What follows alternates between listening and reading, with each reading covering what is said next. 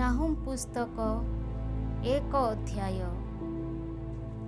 ନିନିବେ ବିରୁଦ୍ଧରେ ବିଚାର।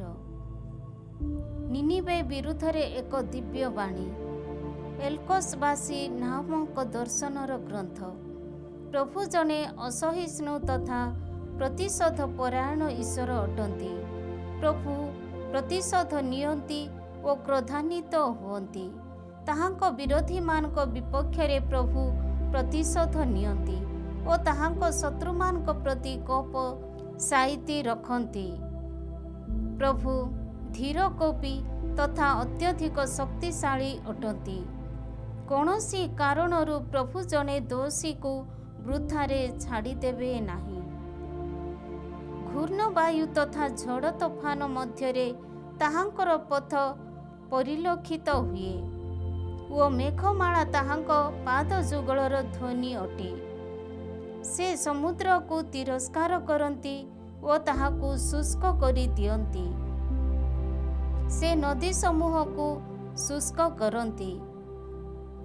ବାସାନ ତଥା କାର୍ମେଲ ଶୁଷ୍କ ହୁଅନ୍ତି ଓ ଲେବାନନର ପୁଷ୍ପଗୁଡ଼ିକ ଝାଉଁଳି ପଡ଼ନ୍ତି। ପର୍ବତ ସକଳ ତାହାଙ୍କ ସନ୍ନିଧାନରେ କମ୍ପିତ ହୁଅନ୍ତି ଓ ପାହାଡ଼ଗୁଡ଼ିକ ତରଳି ଯାଆନ୍ତି।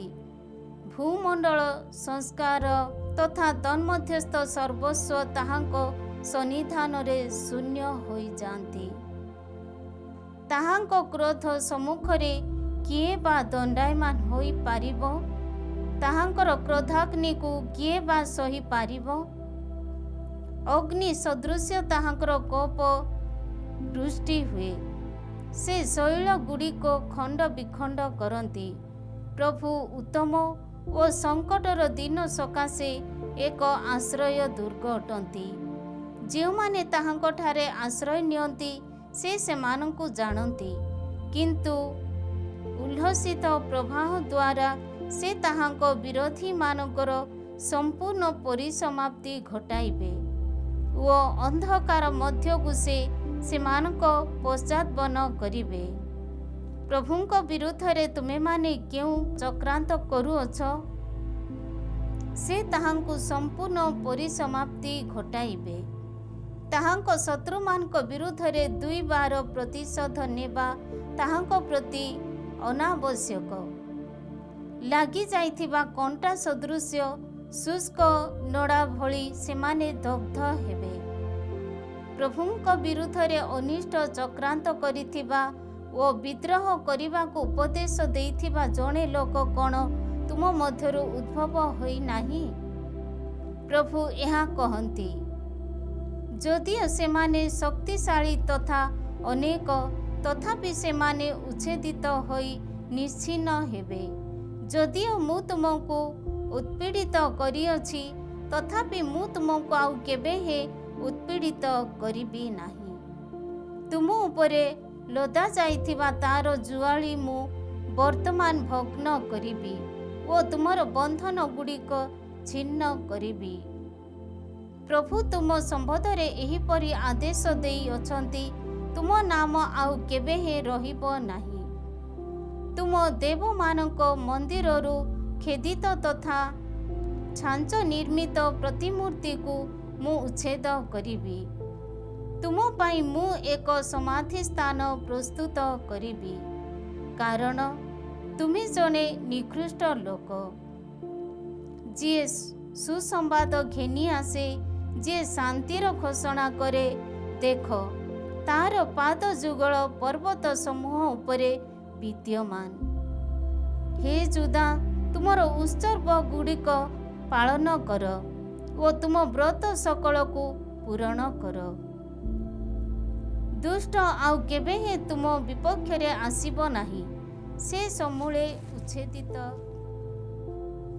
2 ଅଧ୍ୟାୟ। ନିନିବେର ପତନ। ଜଣେ ବିନାଶକ ତୁମ ବିରୁଦ୍ଧରେ ଆସେ। ଦୁର୍ଗ ସକଳରେ ପ୍ରତିରୋଧ ସ୍ଥାପନ କର। ପଥରେ ପ୍ରହରୀମାନଙ୍କୁ ଜଗାଅ। କଟି ଭିଡ଼ ଓ ସମସ୍ତ ଶକ୍ତି ସଞ୍ଚୟ କର। ପ୍ରଭୁ ଯାକୋବଙ୍କ ପ୍ରତାପ ପୁନଃ ସ୍ଥାପନ କରନ୍ତି। ଯାହା ଇସ୍ରାଏଲର ପ୍ରତାପ ସ୍ୱରୂପ ତାହା ପୁନଃ ସ୍ଥାପିତ ହୁଏ, କାରଣ ସେମାନଙ୍କୁ ଅପହରଣ କରି ଲୁଣ୍ଠନକାରୀମାନେ ସେମାନଙ୍କ ଶାଖା ପ୍ରଶାଖାକୁ ବିନାଶ କଲେ। ତାଙ୍କ ଯୁଦ୍ଧ ପ୍ରବୀଣ ଲୋକମାନଙ୍କର ଢାଲ ଲାଲ ବର୍ଣ୍ଣର ଓ ତାଙ୍କ ସୈନିକମାନେ ଗାଢ଼ ଲାଲ ରଙ୍ଗ ବସ୍ତ୍ର ପରିହିତ। ପନ୍ତି ପନ୍ତି ପୂର୍ବକ ଅଗ୍ରସର ହେବା ସମୟରେ ତାଙ୍କ ରଥ ସକଳ ଅଗ୍ନିଶିଖା ସଦୃଶ୍ୟ ଜାଜୁଲ୍ୟମାନ ହୁଏ। ଖଟକ ଗୁଡ଼ିକ ଲମ୍ପ ଦେଇ ଥାଆନ୍ତି। ରଥଗୁଡ଼ିକ ରାସ୍ତା ଦେଇ ଦ୍ରୁତ ଗମନ କରନ୍ତି। ବାଟଘାଟ ଦେଇ ସେ ସମସ୍ତ ଇତସ୍ତତଃ ଦୌଡ଼ନ୍ତି। ସେ ସମସ୍ତ ମଶାଲ ସଦୃଶ୍ୟ ଜାଜୁଲ୍ୟମାନ ଓ ବିଦ୍ୟୁତ୍ ତୁଲ୍ୟ ଦ୍ରୁତ ଗମନ କରନ୍ତି। ପ୍ରବୀଣ ସୈନିକମାନେ ଆହୁତ ହୁଅନ୍ତି। ସେମାନେ ଲମ୍ପ ଦେଇ ଅତିକ୍ରମ କରନ୍ତି। ଧାଇଁ ଆସି ସେମାନେ ପ୍ରାଚୀରର ସନ୍ନିକଟ ହୁଅନ୍ତି। ଅବରୋଧ କୁଦ ସ୍ଥାପିତ ହୁଏ। ନଦୀର ଦ୍ୱାର ସକଳ ଉନ୍ମୁକ୍ତ ହୋଇଛି। ରାଜପ୍ରସାଦ ବିଭ୍ରମରେ ଅଭିଭୂତ ହୋଇଛି। ରାଣୀକୁ ବିବସ୍ତ୍ର ଅବସ୍ଥାରେ ନିଆଯାଇଛି। ତାର ଦାସୀମାନେ କପୋତ ସଦୃଶ୍ୟ ରୋଦନ କରି ଓ ବକ୍ଷରେ ଆଘାତ କରି ବିଳାପ କରନ୍ତି। ଯାହାର ଜଳ ନିଷ୍କାସିତ ସେପରି ଏକ ପୁଷ୍କରିଣୀ ସଦୃଶ୍ୟ ନିନିବେ ପରିଣତ ହୋଇଛି। ସେମାନେ ଡାକ ଦେଇ କହନ୍ତି ଯେ ସ୍ଥଗିତ ହୁଅ, ସ୍ଥଗିତ ହୁଅ, କିନ୍ତୁ କେହି ପଛକୁ ଫେରନ୍ତି ନାହିଁ। ରୌପ୍ୟ ତଥା ସ୍ୱର୍ଣ୍ଣ ଲୁଣ୍ଠନ କର, ତନ୍ମଧ୍ୟସ୍ଥ ସଞ୍ଚିତ ବସ୍ତୁ ତଥା ସର୍ବବିଧ ମହାର୍ଘ୍ୟ ଧନ ସମ୍ପଦର କୌଣସି ଅଭାବ ନାହିଁ। ଶୂନ୍ୟ ଶୂନ୍ୟତା ତଥା ବିନାଶ। ହୃଦୟ ମୁହୂର୍ତ୍ତ ହୁଏ ଓ ତାହାକୁ ସକଳ ପ୍ରକମ୍ପିତ ହୁଅନ୍ତି। କଟିରେ ଅତ୍ୟଧିକ ବେଦନା, ସମସ୍ତଙ୍କ ମୁଖ ବିଷର୍ଣ୍ଣ। ଯେଉଁଠାକୁ ସିଂହ ତାହାର ଶିକାରକୁ ଘେନି ଆସିଥିଲା, ସେହି ସିଂହଗର୍ତ୍ତ ତଥା ସିଂହ ଶାବକମାନଙ୍କ ଗୁମ୍ଫା କେଉଁଠି? ସିଂହ ତାହାର ଶାବକମାନଙ୍କ ପାଇଁ ଯଥେଷ୍ଟ ମାଂସ ଛିନ୍ନ କରି ରଖିଅଛି ଓ ସିଂହୀମାନଙ୍କ ପାଇଁ ଶିକାରକୁ ଶ୍ୱାସରୋଧ କରି ମାରି ଦେଇଛି। ଶିକାରରେ ତାହାର ଗର୍ତ୍ତକୁ ଓ ଛିନ୍ନ ବିଚ୍ଛିନ୍ନ ମାଂସରେ ତାହାର ଗୁମ୍ଫାକୁ ସେ ଭରି ଦେଇଛି। ସେନାଧୀଶ ପ୍ରଭୁ କହନ୍ତି, ଦେଖ, ମୁଁ ତୁମର ବିପକ୍ଷ। ମୁଁ ତୁମ ରଥଗୁଡ଼ିକ ଦଗ୍ଧ କରିବି ଓ ତୁମ ସିଂହ ଶାବକମାନେ ଖଡ଼୍ଗର ଆହତ ହେବେ। ତୁମ ଶିକାରକୁ ମୁଁ ଭୂପୃଷ୍ଠରୁ ଉଚ୍ଛେଦ କରିବି। ତୁମ ଦୂତମାନଙ୍କ ଶବ୍ଦ କେବେ ହେ ଶୁଣାଯିବ ନାହିଁ। 3 ଅଧ୍ୟାୟ। ନିନିବେର ଅନ୍ୟାନ୍ୟ ଦୋଷ। ରକ୍ତପାତୀ ନଗରୀକୁ ଧିକ୍। ମିଥ୍ୟା ତଥା ଲୁଣ୍ଠିତ ବସ୍ତୁରେ ତାହା ପରିପୂର୍ଣ୍ଣ। ଲୁଣ୍ଠନ ସେଠାରୁ କଦାପି ସରିବ ନାହିଁ। ଚାବୁକର ଶବ୍ଦ, ଚକ୍ରର ଘଡ଼ ଘଡ଼ ଶବ୍ଦ, ଘଟକମାନଙ୍କ ଟାପୁ ଶବ୍ଦ ଓ ରଥ ସକଳର ଦ୍ରୁତ ଗମନ ଶବ୍ଦ। ଆକ୍ରମଣକାରୀ ଆଶ୍ୱାରୋହୀଗଣ, ଉଚ୍ଛେଦ ଖଡ଼୍ଗ, ଜାଜୁଲ୍ୟମାନ ବର୍ଚ୍ଛା, ନିହିତ ଲୋକଙ୍କ ଦଳ, ମୃତ ଶରୀର ଗଦା, ଅଗଣିତ ମୃତଦେହ, ସେମାନେ ସେହି ଶବଗୁଡ଼ିକ ଉପରେ ଝୁଣ୍ଟି ପଡ଼ନ୍ତି। ଗଣିକାବୃତ୍ତି ଦ୍ୱାରା ଜାତିଗଣକୁ ଓ ଆକର୍ଷଣ ଶକ୍ତି ଦ୍ୱାରା ଜନତାକୁ ପ୍ରବଞ୍ଚିତ କରିଥିବା ସେହି ରମଣୀୟ ଓ ମାରାତ୍ମକ ଆକର୍ଷଣ ଶକ୍ତି ବିଶିଷ୍ଟ ସେହି ଗଣିକାର ଗଣନାତୀତ ଗଣିକାବୃତ୍ତି ଯୋଗୁଁ ଏ ସମସ୍ତ ଘଟିଛି। ସେନାଧୀଶ ପ୍ରଭୁ କହନ୍ତି, ଦେଖ, ମୁଁ ତୁମର ବିପକ୍ଷ। ତୁମ ପରିହିତ ବସ୍ତ୍ର ତୁମ ମୁଖ ପର୍ଯ୍ୟନ୍ତ ଉଠାଇ ଜାତିଗଣ ଯେପରି ତୁମ ଉଲଗ୍ନତା ଦେଖିପାରନ୍ତି, ସେଥିପାଇଁ ମୁଁ ସେମାନଙ୍କୁ ଅନୁମତି ଦେବି। ରାଜ୍ୟ ସକଳ ତୁମ ଅପମାନ ଦେଖିବେ। ମୁଁ ତୁମ ଉପରକୁ କର୍ଦ୍ଦମ ପକାଇବି। ତୁମ ପ୍ରତି ମୁଁ ଅବମାନନା ସହକାରେ ବ୍ୟବହାର କରିବି ଓ ତୁମକୁ ସମସ୍ତଙ୍କ ନିନ୍ଦାପାତ୍ରରେ ପରିଣତ କରିବି। ଯେଉଁମାନେ ତୁମକୁ ଦେଖିବାକୁ ପାଇବେ, ସେମାନେ ତୁମ ସମୀପରୁ ପଛକୁ ହଟି ଯାଇ ତୁମ ସମ୍ବନ୍ଧରେ କହିବେ, ନିନିବେ ବିଜନ ହୋଇଛି, ତାହାର ସ୍ମରଣାର୍ଥେ କିଏ ବା ବିଳାପ କରିବ? ତାହା ନିମନ୍ତେ ମୁଁ କେଉଁଠାରେ ଆଶ୍ୱାସନାକାରୀମାନଙ୍କୁ ସନ୍ଧାନ କରିବି? ଯାହା ଜଳ ଦ୍ୱାରା ପରିବେଷ୍ଟିତ, ସମୁଦ୍ର ଯାହାର ଦୁର୍ଗ ଓ ଯାହା ପ୍ରତି ଜଳ ଏକ ପ୍ରାଚୀର ସଦୃଶ୍ୟ ଥିଲା, ସେହି ନୀଳ ନଦୀ ପାର୍ଶ୍ୱରେ ଥିବା ତେବେସ୍ ଅପେକ୍ଷା ତୁମେ କ'ଣ ଅଧିକ ଶ୍ରେଷ୍ଠ? ଇଥିଓପିଆ ତାହାର ଶକ୍ତି ସ୍ୱରୂପ ଥିଲା। ଇଜିପ୍ଟ ମଧ୍ୟ ତାହାକୁ ସୀମାତୀତ ସାହାଯ୍ୟ ଦାନ କରିଥିଲା। ପୁଥିୟ ଓ ଲିବୀୟମାନେ ତାହାର ସହାୟକ ଥିଲେ। ତଥାପି ବନ୍ଦୀ ହୋଇ ପ୍ରବାସ ଜୀବନ ପାଇଁ ସେ ନିର୍ବାସିତ ହେଲା।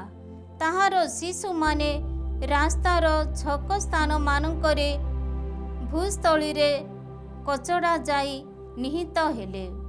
ତାହାର ଶ୍ରେଷ୍ଠସ୍ପଦ ବ୍ୟକ୍ତିମାନଙ୍କ ପ୍ରତି ଗୁଳିବାଣ୍ଟ ହେଲା ଓ ତାହାର ସମସ୍ତ କୁଳୀନ ବ୍ୟକ୍ତି ଶିଙ୍କୁଳିରେ ବନ୍ଧାଗଲେ। ତୁମେ ମଧ୍ୟ ସେହିପରି ମତ ହୋଇ ଛଟପଟ ହେବ। ଶତ୍ରୁ ନିକଟରେ ତୁମେ ଆଶ୍ରୟ ସନ୍ଧାନ କରିବ। ତୁମ ଦୁର୍ଗ ସକଳ ପୋକ ହୋଇଥିବା ପ୍ରଥମ ତିମିରି ବୃକ୍ଷ ସଦୃଶ୍ୟ। ଆନ୍ଦୋଳିତ ହେଲେ ସେହି ଫଳଗୁଡ଼ିକ ଖାଦକର ମୁଖରେ ପଡ଼ିବ। ତୁମ ସୈନ୍ୟ ଦଳର ତୁମ ମଧ୍ୟବାସିନୀ ନାରୀ ସୁଲଭ ଅଟନ୍ତି। ତୁମ ଦେଶର ଦ୍ୱାର ସକଳ ତୁମ ଶତ୍ରୁମାନଙ୍କ ପ୍ରତି ପ୍ରଶସ୍ତ ଭାବେ ଉନ୍ମୁକ୍ତ ହୋଇଛି।